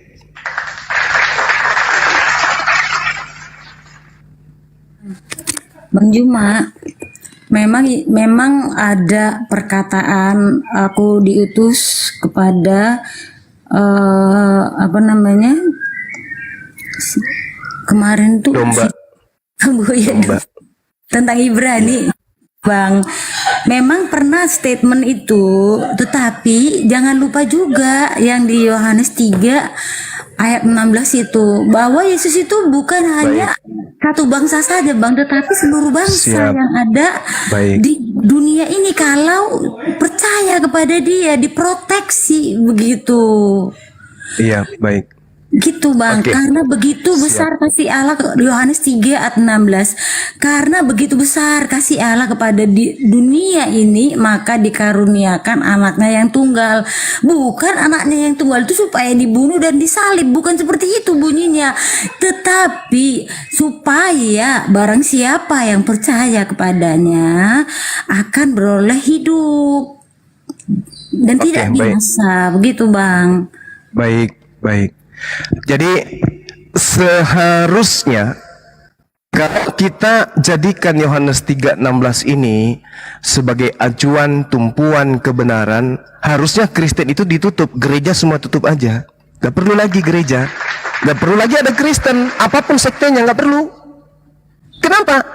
Karena di sini sudah sangat jelas dikatakan, begitu besar kasih Allah akan dunia ini sehingga Dia menganugerahkan anaknya yang tunggal supaya setiap orang yang percaya kepadanya tidak binasa melainkan beroleh hidup yang kekal. Permasalahannya sekarang adalah orang berbondong-bondong ke gereja bukan karena percaya kepada Yesus, tapi percaya kepada bapak-bapak gereja. Apa pembuktiannya? Yesus disembah. Ini dulu poinnya. Ini poin tertinggi. Orang ke gereja tujuannya apa? Menyembah Yesus. Apakah ada perintah Yesus mengajarkan dirinya untuk disembah? Tak ada. Sementara Tuhan mengatakan, Yesus mengatakan, supaya setiap orang yang percaya kepadanya tidak binasa. Nah, percayalah kepada Yesus kalau Dia diutus hanya kepada domba yang hilang. Percaya, selayaknya kami umat Islam percaya bahwa ada nabi yang datang kepada Bani Israel mengajarkan orang-orang Israel yang sesat untuk kembali kepada hukum Musa. Kami percaya itu. Kenapa orang Kristen tidak percaya? Kalau orang Kristen percaya kepada Yesus terhadap anak di sini adalah orang yang saleh. Anak di sini adalah orang yang taat beriman. Anak di sini bukan anak seperti layaknya saya dengan anak saya, bukan. Anak di sini dalam perspektif Yudaism, anak di sini adalah orang yang saleh, orang yang intim, orang yang akrab dengan didikan Tuhan. Laksana Tuhan pencipta langit dan bumi itu adalah ayah. Mereka yang mentaati perintah-perintah Elohim itu disebut anak. Jadi karena begitu besar kasih Allah akan dunia ini sehingga Ia mengaruniakan hambanya yang tunggal supaya setiap orang yang percaya kepadanya tidak binasa melainkan beroleh hidup yang kekal. Jadi kalau mau hidup yang kekal, tutup gereja. Percayalah kepada Yesus bahwa Dia hanya diutus kepada Bani Israel yang mengajarkan satu hukum jelas, yaitu hukum taat kepada perintah-perintah Tuhan. Bukan taat kepada perintah Paulus. Bukan.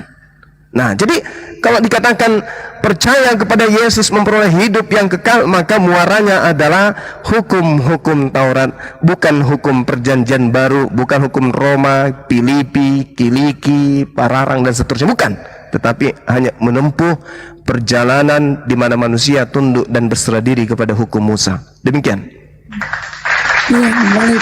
Saya tanggapi ya Bang, tadi Abang bilang nggak perlu ada gereja begitu ya. Siap. Kata agama, kita berangkat dari kata agama ya. Agama. Pasti setiap agama ada pelopornya, ada pemimpinnya, ada komunitasnya, ada organisasinya, ada wadahnya. Ya, ada 5 yang penting. Baik. Jadi Baik. orang Kristen itu yang dikatakan pengikut Kristus, ya, Yesus adalah kepala gereja.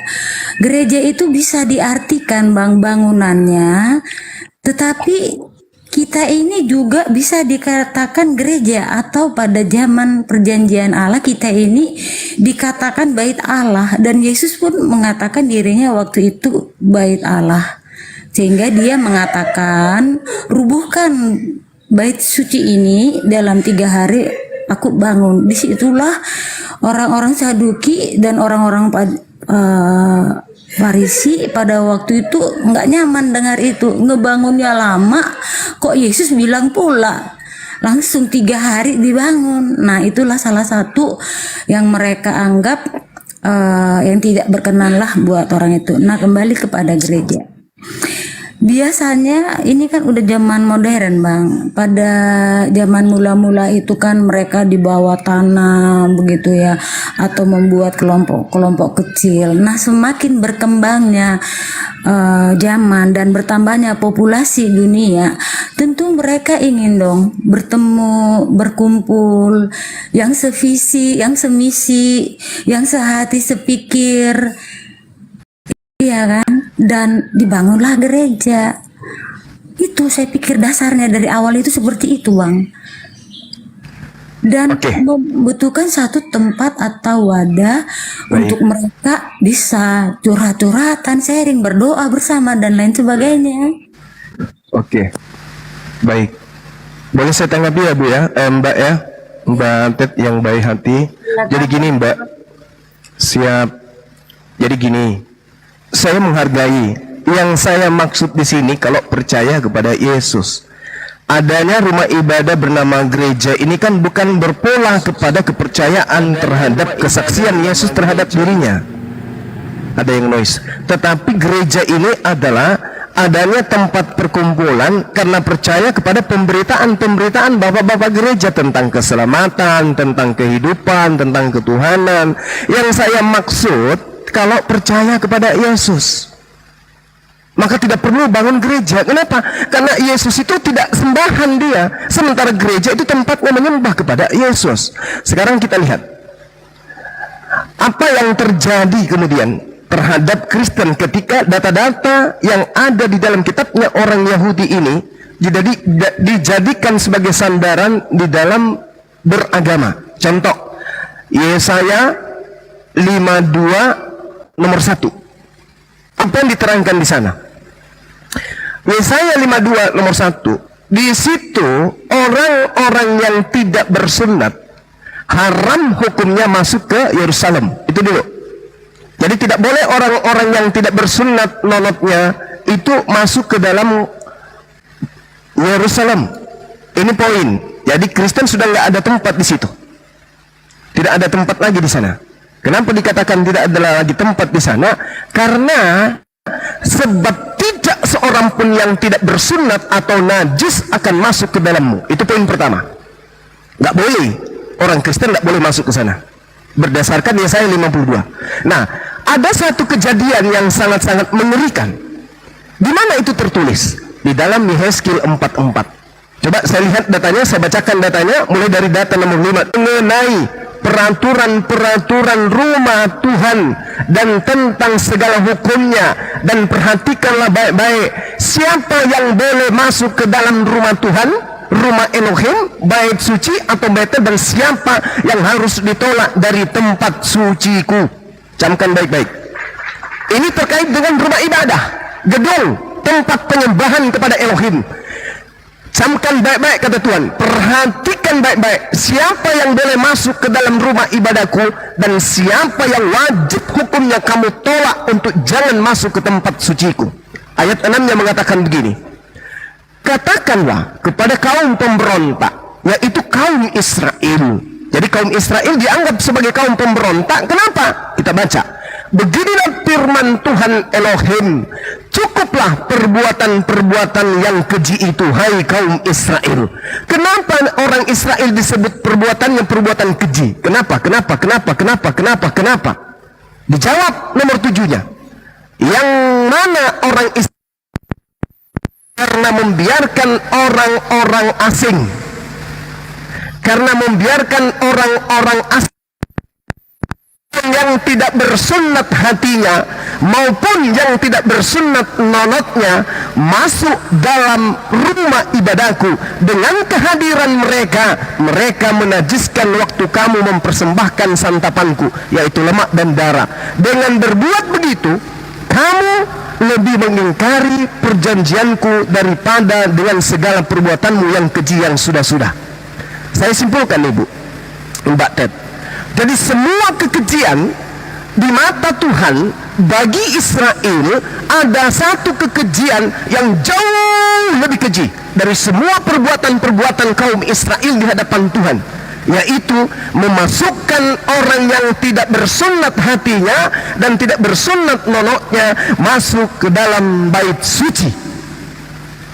Itu datanya, kamu tidak memelihara barang-barangku yang suci, kamu mengangkat mereka untuk memelihara kewajiban terhadap aku dalam tempat kudusku. Ini harus kita camkan baik-baik. Ternyata orang Kristen tidak punya tempat di mata Tuhannya Abraham, Ishak dan Yakub. Mereka ini dianggap orang najis, mereka ini dianggap sampah, tidak boleh masuk ke rumah ibadah orang Yahudi, tidak boleh masuk ke kota Yerusalem, tidak boleh. Yesaya 52 nomor 1. Masuk ke rumah ibadahnya orang Yahudi juga tidak boleh. Jadi kalau orang Kristen membuat gereja, silakan dengan gerejanya, tapi kalau percaya kepada Yesus, kata saya tadi, maka sejatinya gereja yang ditempati Yesus beribadah adalah rumah yang tidak dimasuki oleh pemakan babi, oleh orang yang tidak bersunat, penyembah manusia Yesus, dan seterusnya. Itu alasan demikian tadi, Bu. Silakan.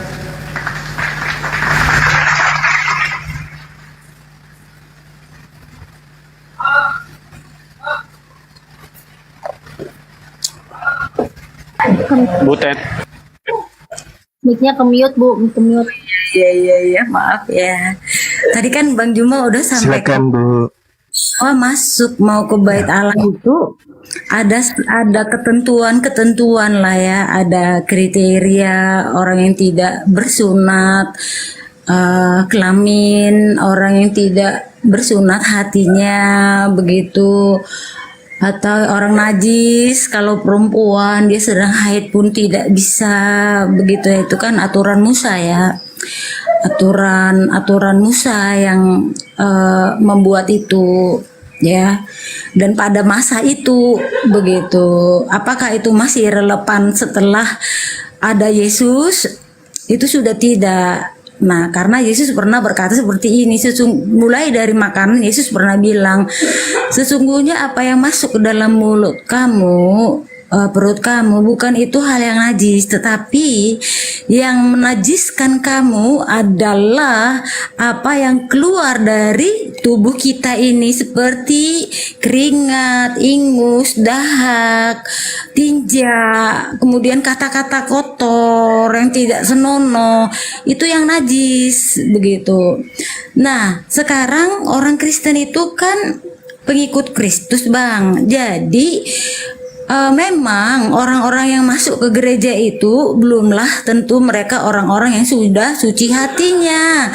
Dan kedatangan Yesus itu bukan juga untuk orang-orang yang suci hatinya, justru ingin nanti kalau di gereja itu dapat pencerahan dari pendeta melalui firman Tuhan, diajarkan, diterangkan saat khutbah atau dakwah, begitu, Bang. Jadi tidak seperti zaman dulu lagi, aturan-aturan Musa ya, zaman para nabi, di mana waktu itu untuk berkomunikasi dengan Tuhan saja by the imam ya, untuk mengampuni dosa imam. Tetapi sudah Yesus mengajarkan di dalam doa Bapa kami, kita minta apa sama Tuhan silakan, kita mau minta ampun dosa sama Tuhan, Tuhan dengar, silakan. Nggak usah lagi kayak zaman dulu, misalnya Bang Juma ini nabi nih, aku nih umat, terus aku berdosa, terus aku datang menghadap Bang Juma itu minta ampun sama Allah, begitu. Bukan begitu lagi sekarang. Jadi penting ada gereja, Bang, supaya ada mengajar secara klasikal banyak begitu, karena belum tentu di rumah-rumah emang idealisnya, Bang, itu setiap orang Kristen itu ada mesbah, begitu ada pengajaran sedari kecil supaya nggak perlu lagi gereja kalau sudah diajar mulai dari masa kandungan. Tapi sudah zaman modern, bapak ibunya sedang bekerja yang dijaga oleh ini, jadi tidak sempat lagi. Nah, itulah salah satu fungsi dari gereja, begitu. Jadi gereja itu perlu, Bang, buat orang Kristen, Bang, perlu banget. Bukan curhat, itu fakta. Oke. Baik, baik Bu. Jadi kalau hari ini saya bertanya ke mbak saya ini, ke saudari saya, apakah hari ini orang Kristen boleh masuk ke sinagoge, tempat ibadahnya orang Yahudi? Pasti ibu akan menjawab tidak boleh. Kenapa demikian? Sinagoge itu kan zaman dulu namanya sinagoge, Bang. Sekarang kalau di Indonesia saya pikir tidak ada nama sinagoge. Maaf kalau saya salah ya. Tempat ibadahnya orang Yahudi itu tidak bisa kemudian orang Kristen masuk ke sana, nggak boleh. Saya belum tahu itu, Bang. Saya belum pernah dengar dan belum pernah juga ke sinagoge yang Abang sampaikan sekarang. Oke, Tapi makanya ya maaf ya. makanya orang Kristen dan orang Yahudi tidak bisa satu tempat ibadah, karena satu menyembah kepada Tuhan, satunya menyembah kepada makhluk Tuhan, yaitu Yesus. Nah, sekarang gini, kalau ibu mengambil data di Matius 15 nomor 11, ingat baik-baik dan camkan baik-baik. Yesus ketika berkata dan memberikan sebuah aturan main, memberikan hukum dan ketentuan main kepada yang mendengarkan, itu berbicara kepada Bani Israel, bukan berbicara kepada Romawi, pendiri Kristen, penganut Kristen, bukan berbicara kepada orang Yunani, tetapi berbicara kepada umatnya, yaitu Bani Israel. 3 tahun beliau berdakwah, jemaatnya semua adalah Bani Israel, penganut ajaran Taurat. Di dalam hukum Taurat, salah satunya Imamat 11 nomor 7, jangan engkau makan babi karena itu haram bagimu. Pada saat Yesus mengatakan di dalam Matius 15 nomor 11, Yesus sedang berbicara kepada orang Yahudi, bukan berbicara kepada orang Kristen. Jadi Yesus di hadapannya pada saat itu, camkanlah, dengarlah, bukan yang masuk ke dalam mulut yang menajiskan manusia, melainkan yang keluar dari mulut, itulah yang menajiskan orang. Tiba-tiba di luar kelas, orang Roma dan orang Yunani lompat-lompat, salto-salto, kegirangan, hore, kita sudah dihalalkan makan babi. Sejak kapan aturan haramnya makan babi jatuh ke Roma dan Yunani? Enggak ada. Yang diharamkan makan babi orang Yahudi, yang diharamkan makan babi orang Islam. Orang Romawi Yunani mau makan babi, mau tidur sama babi, mau apapun dengan babi boleh, nggak ada aturan yang datang kepada dia. Jadi ketika Yesus mengatakan bukan yang masuk ke dalam mulutmu, katamu di situ untuk orang Yahudi. Orang Yahudi paham, meskipun Yesus mengatakan bukan yang masuk ke dalam mulutmu itu yang haram, bukan berarti mereka sudah dihalalkan makan babi. Maksud Yesus itu, coba Anda baca satu perikop.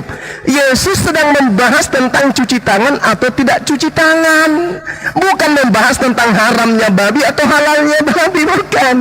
Jadi kalau orang Kristen hari ini makan babi, itu bukan karena Yesus menghalalkan babi, bukan, tetapi karena adanya kesalahpahaman terhadap data Matius 15 ini. Padahal Yesus sedang berbicara, sama seperti saya nih, orang Islam. Dikatakan jangan engkau makan anjing, jangan engkau makan babi. Oke, saya tidak makan babi karena itu haram di dalam kitab suci saya. Tiba-tiba Rasulullah mengatakan bukan yang masuk ke dalam mulutmu itu menajiskan, tetapi apa yang keluar dari mulutmu itulah yang haram, yang menajiskan. Oh, lalu saya mengatakan, hore, hari ini kita sudah bisa makan babi. Karena Rasulullah mengatakan itu tidak. Yang haram tetap haram. Yang masuk ke dalam mulut, maksudnya teguran orang-orang yang ada pada saat itu. Kenapa muridmu makan tanpa cuci tangan? Yang dimakan babi atau bukan? Sudah pasti bukan. Yang dimakan anjing atau bukan? Sudah pasti bukan. Yang dimakan belut, cumi, merpati, kelinci atau bukan? Bukan. Kenapa? Karena orang Yahudi mustahil makan makanan yang sudah diharamkan. Kenapa dia dikatakan bukan yang masuk di mulutmu itu yang haram? Karena pada saat itu mereka makan mengambat saja, tidak cuci tangan. Bukan berarti babi boleh dimakan. Ini kesalahan. Tapi itu nggak apa-apa, karena Kristen dan Yahudi kan memang berbeda. Diibaratkan Yesus berbicara kepada orang Yahudi, wahai Bani Israel, bukanlah yang masuk di mulutmu itu yang halal, yang haram, tapi yang keluar dari mulutmu itulah yang haram. Bukan yang masuk yang najis, tapi yang keluar. Pada saat itu orang-orang Yahudi mendengarkan itu, bukan mereka berpikir bahwa babi sekarang sudah halal oleh Yesus, bukan. Tetapi orang Romawi, orang Yunani yang hidup bersamaan dengan Yesus, yang memang makanannya babi, anjing, monyet, pararang dan seterusnya, dikait-kaitkan dengan haramnya babi ini. Itu jelas. Jadi ibu mencoba untuk menghalalkan babi, padahal babi itu, Bu, babi, sekali lagi saya katakan, babi tidak pernah haram untuk Roma, untuk Yunani. Anjing tidak pernah haram, tidak pernah haram untuk Roma dan Yunani. Jadi percuma mengambil data Matius 15 nomor 11, percuma, karena memang tidak pernah diharamkan oleh Tuhan kepada Romawi dan Yunani. Ini hanya tipu muslihat untuk kemudian menyesatkan manusia agar membolehkan makan babi, padahal babi itu adalah diharamkan ketika orang itu mengaku sebagai pengikut para nabi. Demikian.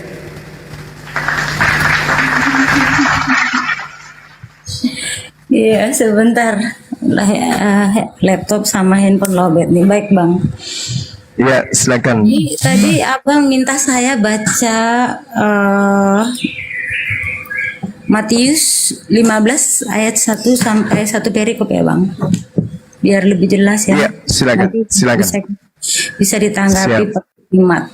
Baik. Kemudian mulai dari 1. Kemudian datanglah beberapa orang Farisi dan ahli Taurat dari Yerusalem kepada Yesus dan berkata, "Mengapa murid-muridmu melanggar adat istiadat nenek moyang kita? Mereka tidak membasuh tangan sebelum makan." Mengapa? Tetapi jawab Yesus kepada mereka, "Mengapa kamu pun melanggar perintah Allah demi adat istiadat nenek moyangmu? Sebab Allah berfirman, hormatilah ayahmu dan ibumu, dan lagi siapa yang mengutuki ayahnya atau ibunya pasti dihukum mati. Tetapi kamu berkata, barang siapa berkata kepada bapaknya atau kepada ibunya, apa yang ada padaku yang dapat digunakan untuk pemeliharaanmu sudah digunakan untuk persembahan kepada Allah, orang itu tidak wajib lagi menghormati bapaknya atau ibunya. Dengan demikian firman Allah kamu nyatakan tidak berlaku demi adat istiadatmu sendiri." Artinya kalau sini ada uang yang dipakai untuk pelayanan gereja, lalu sedikit tidak menyisihkan buat orang tuanya, tidak mengapa begitu kira-kira. Mohon dikoreksi bila salah pemahaman. Hai orang-orang munafik, benarlah nubuat Yesaya tentang kamu. Bangsa ini memuliakan aku dengan bibirnya, padahal hatinya jauh daripadaku.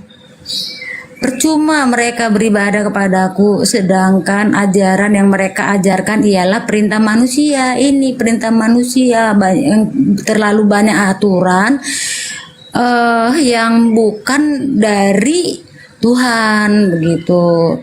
Lalu Yesus memanggil orang banyak dan berkata kepada mereka, nah ini tadi ya, dengar dan camkanlah, bukan yang masuk ke dalam mulut yang menajiskan orang, melainkan yang keluar dari mulut, itulah yang menajiskan orang. Maka datanglah murid-muridnya dan bertanya kepadanya, "Engkau tahu bahwa perkataanmu itu telah menjadi batu sandungan bagi orang-orang Farisi."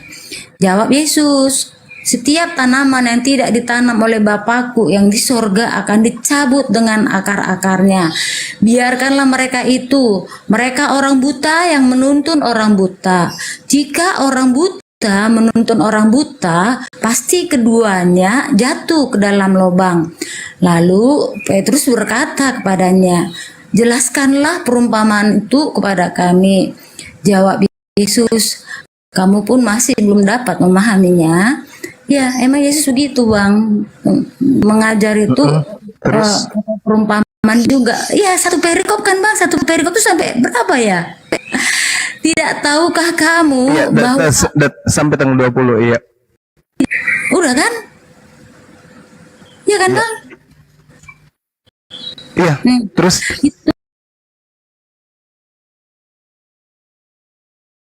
Itulah saya boleh tanggapi ya. Oke, saya lanjut tadi itu ya. Tidak tahukah kamu bahwa segala sesuatu yang masuk ke Ya, dalam mulut turun ke dalam perut, lalu dibuang di jamban. Tetapi apa yang keluar dari mulut berasal dari hati, dan itulah yang menajiskan orang. Nih perkataan-perkataan yang kotor nih, nggak boleh nih. Karena dari hati timbul segala pikiran jahat, pembunuhan, perzinahan, percabulan, pencurian, sumpah palsu, dan hujat. Nah, nggak boleh. Itulah yang menajiskan orang. Tetapi makan dengan tangan yang tidak dibasuh tidak menajiskan orang. Nah, ini sebenarnya poin penting juga nih. Makan dengan tangan yang tidak dibasuh kan? Benar nggak?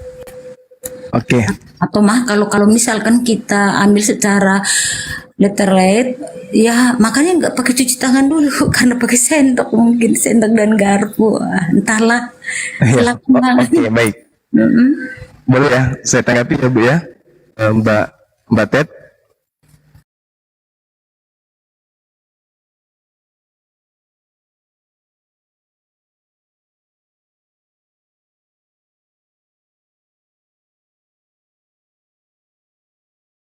Tuh.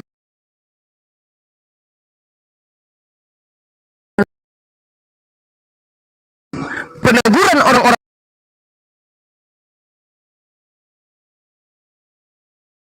Farisi kepada Yesus terkait muridnya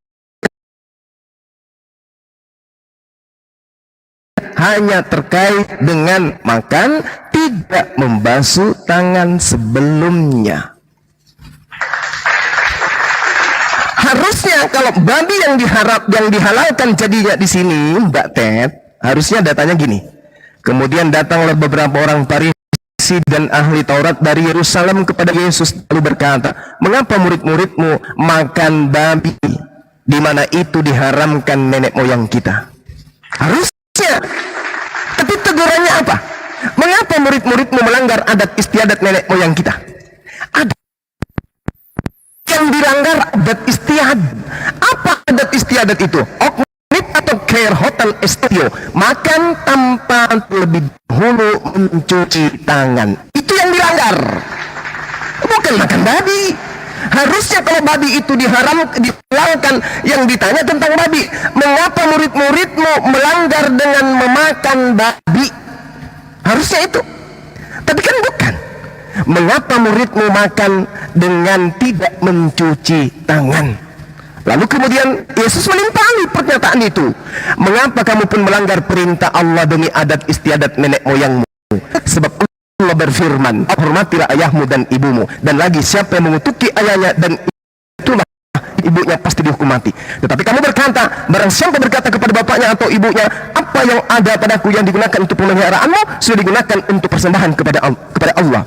Orang itu tidak wajib lagi menghormati bapaknya dan ibunya. Dengan demikian firman Allah kamu nyatakan tidak berlaku demi adat istiadatmu sendiri. Jadi Yesus ingin kemudian melakukan sesuatu narasi debat, tanya jawab satu sama dengan orang Farisi dan ahli Taurat.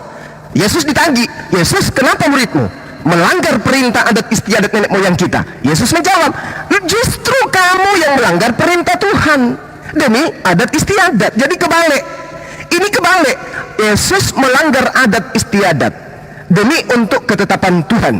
Orang-orang Yahudi dan Farisi melanggar perintah Tuhan demi adat istiadat. Padahal perintah Tuhan yang hormatilah ayahmu, hormatilah ibumu. Tetapi orang Farisi dan Yahudi pada masa itu lebih cenderung kepada adat istiadat daripada perintah Tuhan. Maka Yesus memberikan kemudian jawaban yang sangat mutlak di data nomor 11-nya. Dengarkanlah dan camkanlah, bukan yang masuk ke dalam mulut yang menajiskan orang, melainkan yang keluar dari mulut itulah yang menajiskan orang. Apa yang keluar dari mulut yang menajiskan itu? Yang menajiskan itu adalah perkataan yang keluar dengan mengatakan, barang siapa berkata kepada bapaknya atau kepada ibunya, apa yang ada padaku yang dapat digunakan untuk pemeliharaanmu sudah digunakan untuk persembahan kepada Allah, orang itu tidak wajib lagi menghormati bapak dan ibunya. Ini yang menajiskan. Perkataan yang keluar dari mulut yang mengatakan bahwa orang kalau sudah dipersembahkan kepada Tuhan tidak wajib lagi hormat kepada bapak ibunya, perkataan ini yang keluar dari mulut yang najis menurut Yesus. Jadi tidak ada kemudian satu perikop ini membahas tentang halalnya babi, nggak ada.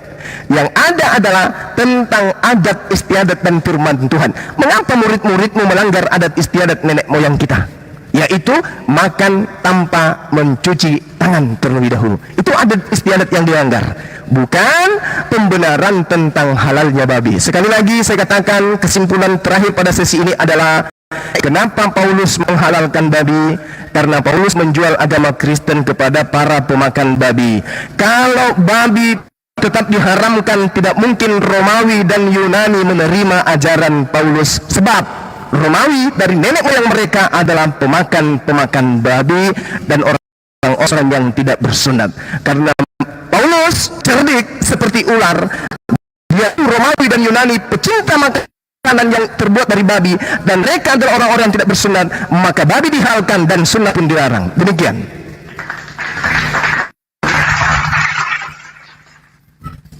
Menanggapi satu pernyataan Abang, di mana memang Yesus berkata, kamu